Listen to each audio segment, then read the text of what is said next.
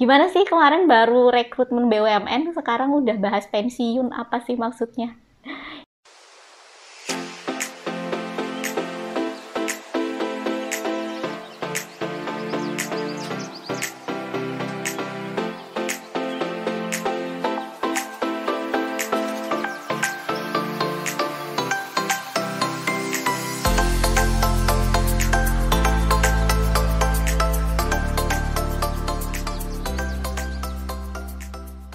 Halo teman-teman, jumpa lagi dengan Arom di sini. Gimana kabarnya? Semoga baik-baik aja. Seperti biasa ya, aku lagi pakai baju kebesaran, yang literally kebesaran ini berarti di sini hari ini aku mau sharing-sharing gitu. Oh ya, buat teman-teman yang baru subscribe atau baru lihat channel aku, baru kunjungin channel aku di sini, dan mungkin bingung ini channel apaan sih, kok isinya ada sharing-sharing, ada jalan-jalan, ada belanja, apaan sih sebenarnya. Jadi perkenalkan dulu kali ya, aku Arum. Di sini aku warga sipil, manusia biasa seperti teman-teman semua di sini. Jadi aku kebetulan tuh suka sharing orangnya. Aku juga suka melakukan beberapa hobi. Aku suka menulis, aku menerbitin buku juga. Jadi kalau teman-teman ada yang pengen baca-baca karyaku, boleh nanti aku kasih link deskripsinya ya, ada e-booknya. Bisa beli di Playbook. Kemudian di channel ini aku akan sharing soal karir dan keuangan. Sok-sokan ya, padahal manusia biasa. Jadi sharing aja pengalaman-pengalaman aku. Mungkin ada yang relate atau ada yang penasaran, jadi boleh disaksikan. Kemudian aku juga suka jalan-jalan, suka traveling. Jadi akan ada channel-channel soal jalan-jalan, makan-makan, bisa rekomendasi-rekomendasi tempat-tempat makan, hotel, atau tempat-tempat rekreasi di Indonesia gitu.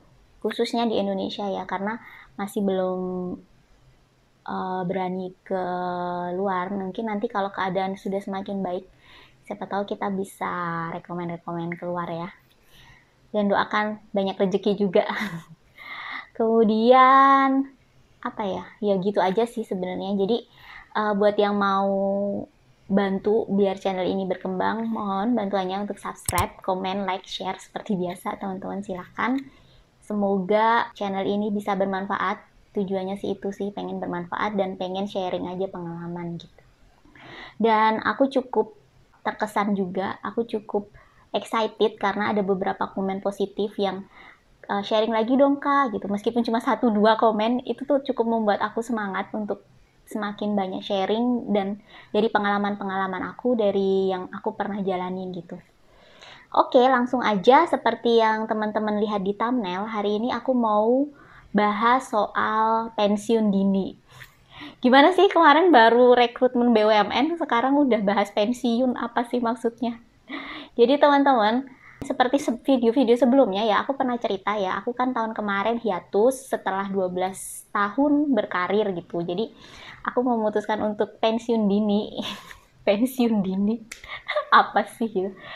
Gini sih, ceritanya adalah kenapa kepikiran pensiun dini dan kenapa kok jadi kayak apply-apply lagi gitu. Backgroundnya gini, backgroundnya.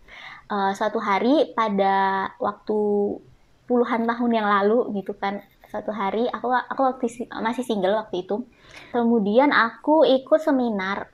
Dulu kan umur 20-an gitu ya, kita kan baru-baru lulus, baru-baru kerja gitu kan, rajin banget ya ikut-ikut seminar, webinar kayak gitu kan. Dulu masih offline ya, karena belum ada pandemi, jadi ikut-ikut yang offline.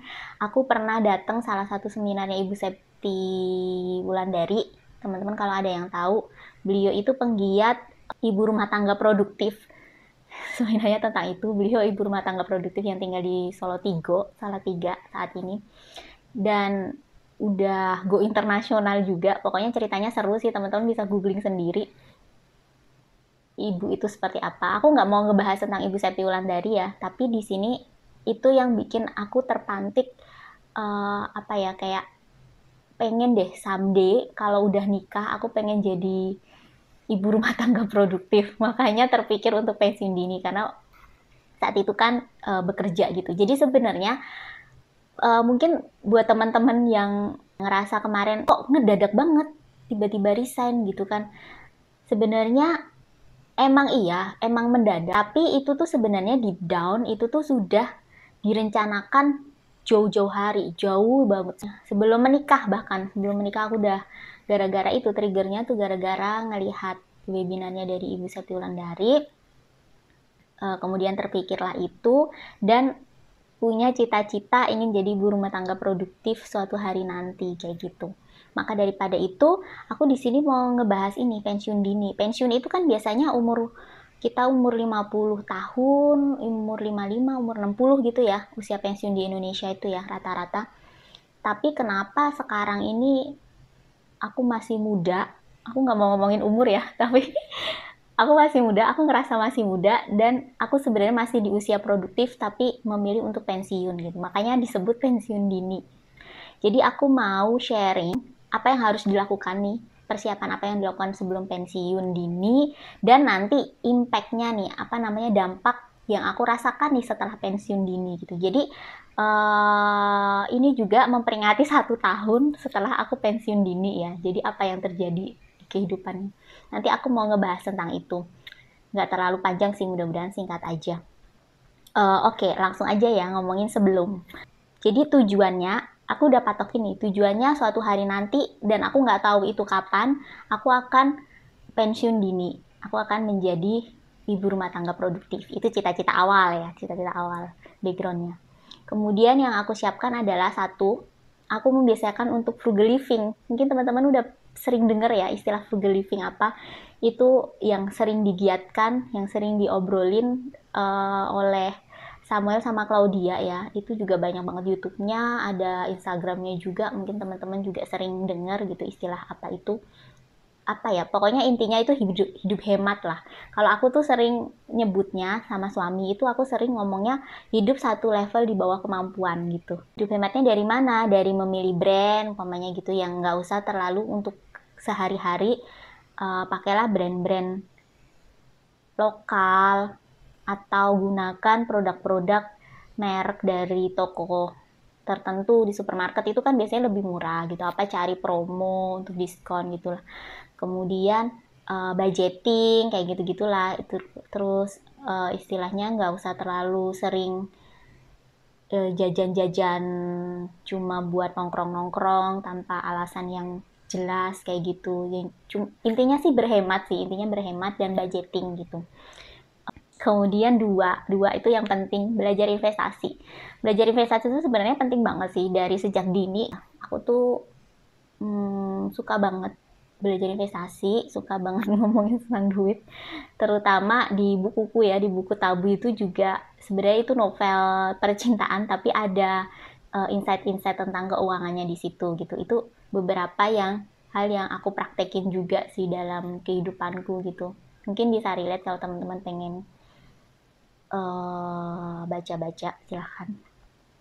Jadi belajar investasi dari mana? Sekarang banyak banget. Kalau dulu pas literasi keuangan belum sedahsyat ini ya, mesti di medsos gitu kan, belum segampang kayak sekarang, media sosial, YouTube, Instagram, TikTok dan sebagainya. Itu aku dulu suka baca-baca buku gitu. Ini salah satu rekomendasi buku juga ya. Uh, Psychology of Money ini juga bukunya bagus banget. Juga buku Tabu, buku Tabu dari itu. Kalau mau belajar investasi bisa lewat situ, atau sekarang juga bisa lewat YouTube, bisa lewat media sosial yang lain dan banyak lah gitu. Itu penting kenapa? Karena nanti kita pensiun dini itu kan kita nanti udah nggak punya bulanan ya. Setelah maksudnya kita terbiasa sebagai karyawan itu punya pendapatan bulanan gitu.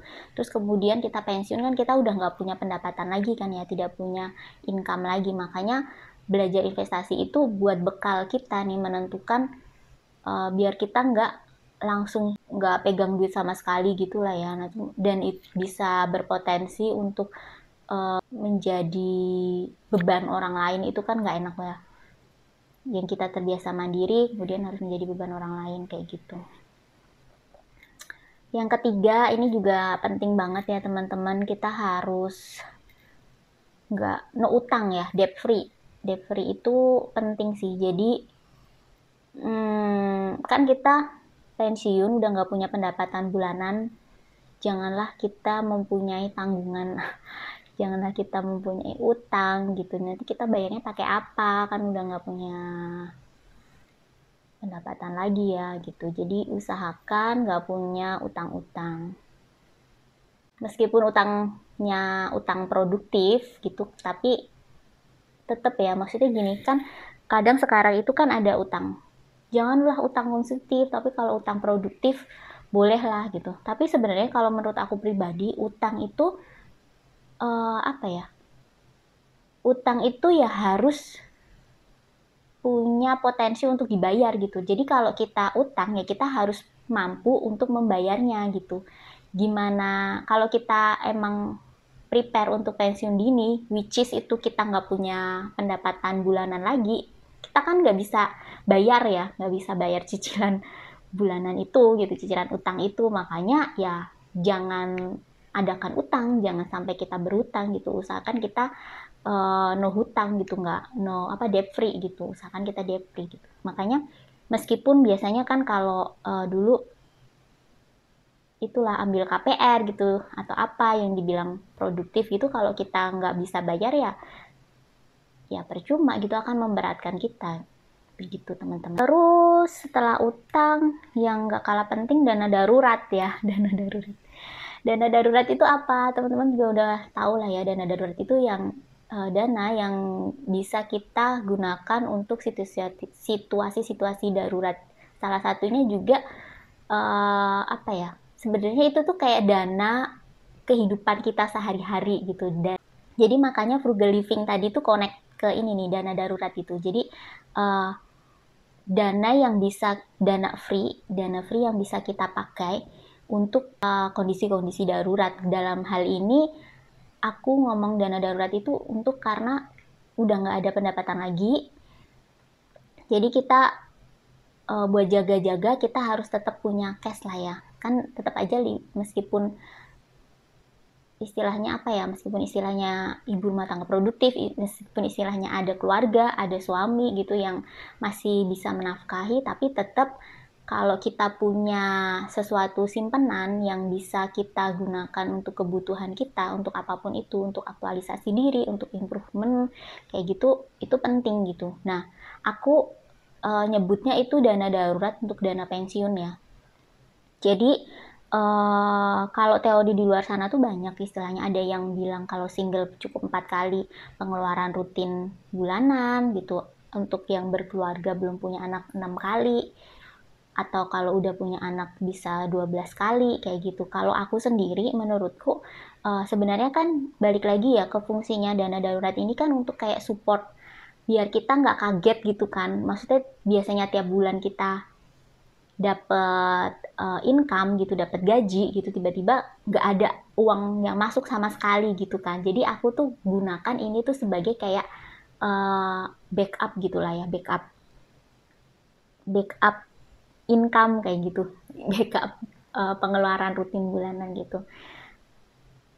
Kalau aku sendiri, aku patokin kemarin 12 kali ya. Jadi 12 kali pengeluaran rutin ya, bukan 12 kali gaji, 12 kali pengeluaran rutin dengan pengeluaran yang tadi aku frugal living yang nggak terlalu banyak, dan juga banyak kebutuhan hidup sehari-hari itu disupport oleh keluargaku, oleh suami, jadi nggak terlalu banyak banget kebutuhannya. Paling kebutuhan pribadi itu ya simple-simple aja lah.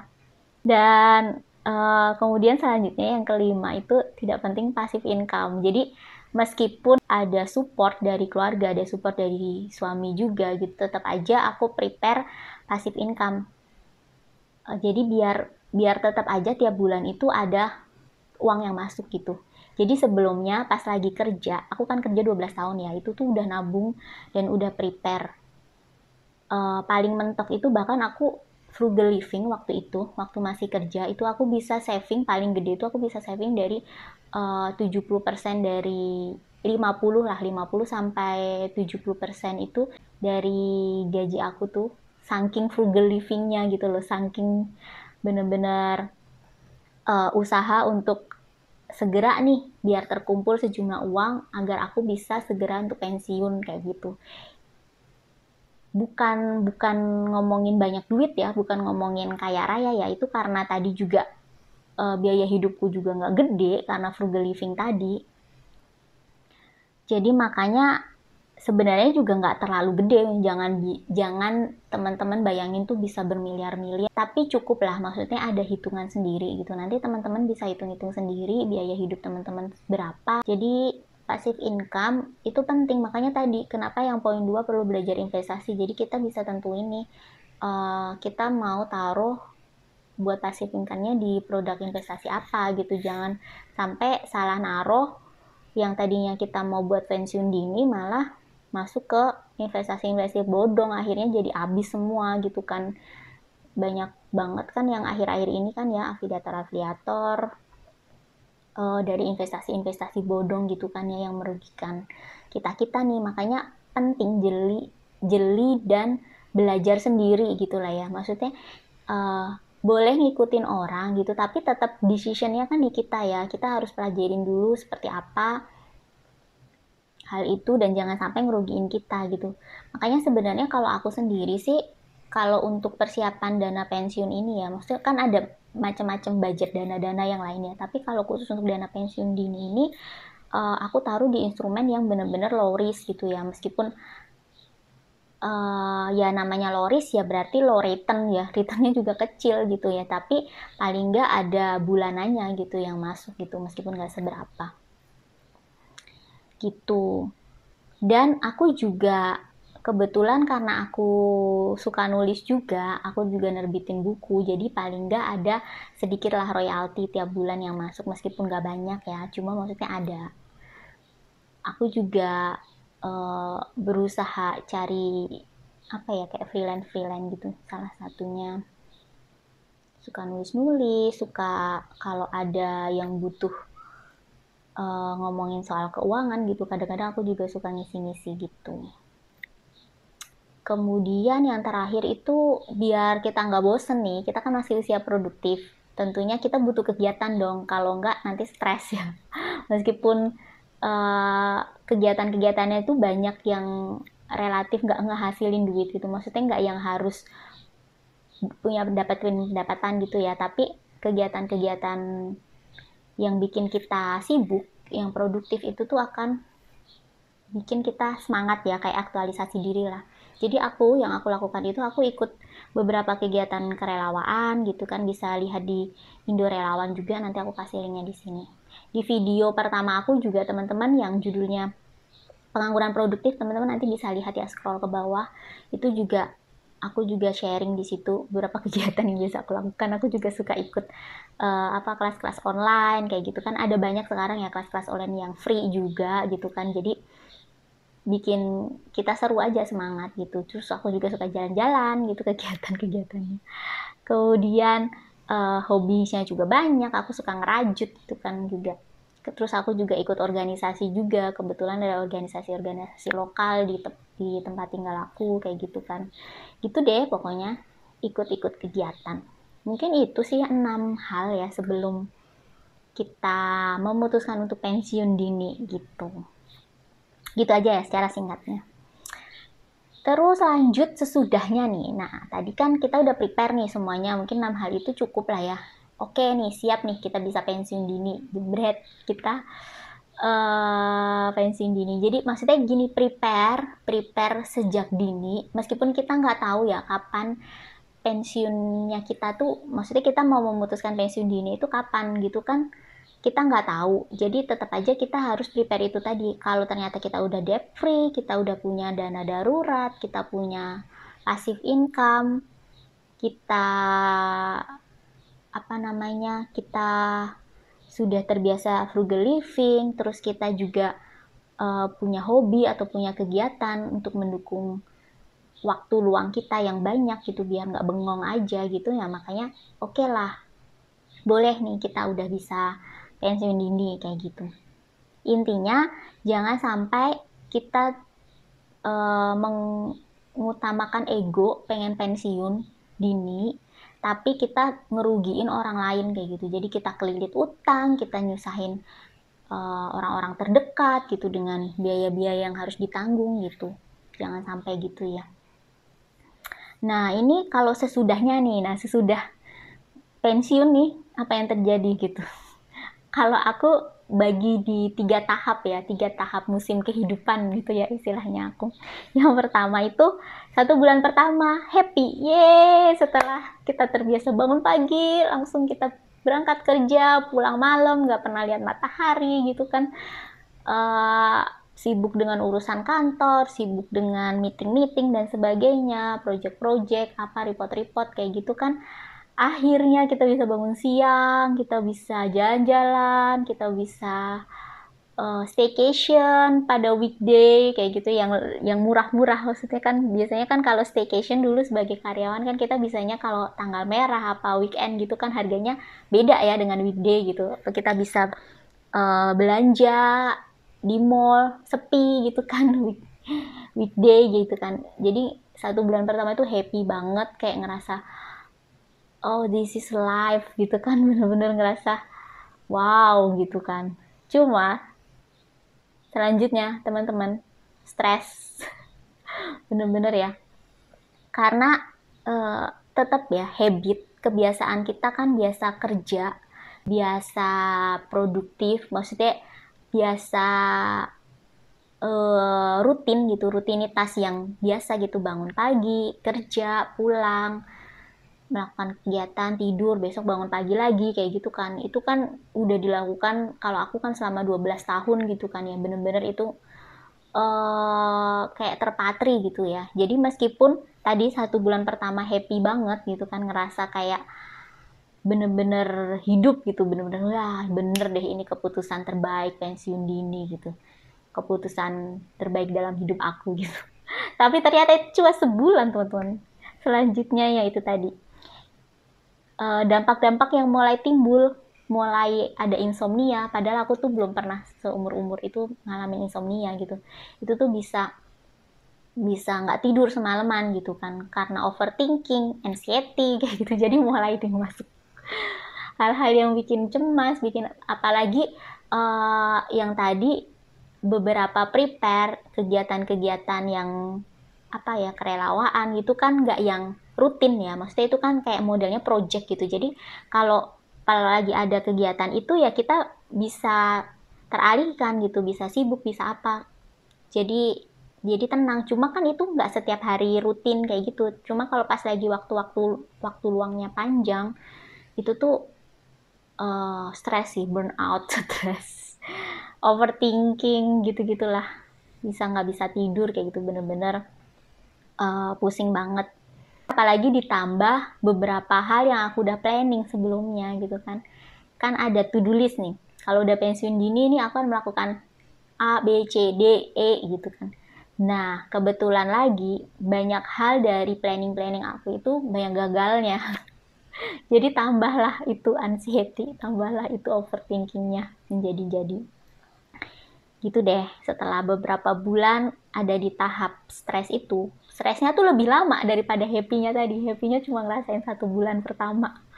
Stresnya lebih lama, jadi ngerasa apa ya, minder, rendah diri, jadi ngerasa nggak punya value. Itu tuh perasaan-perasaan yang kita terbiasa uh, punya pekerjaan, punya title, apalagi kalau lagi mau ada urusan-urusan dengan bank, dengan lembaga-lembaga gitu yang ada harus ngisi pekerjaan sebagai apa kayak gitu tuh bener-bener ngerasa ya ampun, kayak kayak ngerasa nobody gitu, ini aku siapa gitu, kayak kehilangan jati diri gitu kan. Ngerasanya sih gitu sih, bener-bener ngerasa terpuruk lah tanda kutipnya kayak gitu. Itu ngerasa selama beberapa bulan itu akan ada perasaan seperti itu buat teman-teman nanti, meskipun udah prepare ya, meskipun tadi prepare-nya udah kayak udah wow banget gitu kan, tetap aja, dan prepare-nya tuh udah bertahun-tahun gitu ya, tetap aja sih, tetap akan ngerasain fase itu gitu. Kemudian nah yang ketiga nih, fase move on. Ini saatnya kan kita nggak mungkin ya terpuruk terus, kita kan pasti akan ngaruh juga ke kesehatan ya, apalagi kalau insomnia, banyak pikiran, overthinking kayak gitu-gitu kan, pasti banyaklah impactnya gitu ke keluarga, ke orang-orang terdekat kayak gitu kan. Makanya fase move on ini apa yang aku lakukan, aku apply pekerjaan lagi tuh. Gimana sih Udah pensiun dini kok apply pekerjaan lagi. Sebenarnya gimana ya? Cuma maksudnya bukannya pelin-pelan atau apa, tapi sekarang itu kayak lebih memilih gitu ya. Maksudnya kemarin kan ada perasaan kerja itu adalah kewajiban gitu, kerja untuk mencari nafkah gitu. Tapi sekarang itu udah kayak lebih ke pengen bekerja untuk aktualisasi diri gitu. Perspektif tentang pekerjaan itu jadi berubah sih setelah kemarin pensiun dini kan. Jadi mulai menjajal pekerjaan-pekerjaan. Salah satunya bikin YouTube ini kan juga hal baru buat aku. Jadi mencoba bahwa pekerjaan itu nggak cuma di kantor aja, masuk kerja 9 to 5, kemudian lakukan pekerjaan tugas-tugas sesuai KPI, kemudian pulang kayak gitu. Nggak cuma itu, ternyata pekerjaan itu banyak ya. Jadi hal positifnya yaitu jadi bisa tahu bahwa jenis-jenis pekerjaan itu apalagi sekarang itu banyak banget, makanya bisa mencoba-coba gitu ya.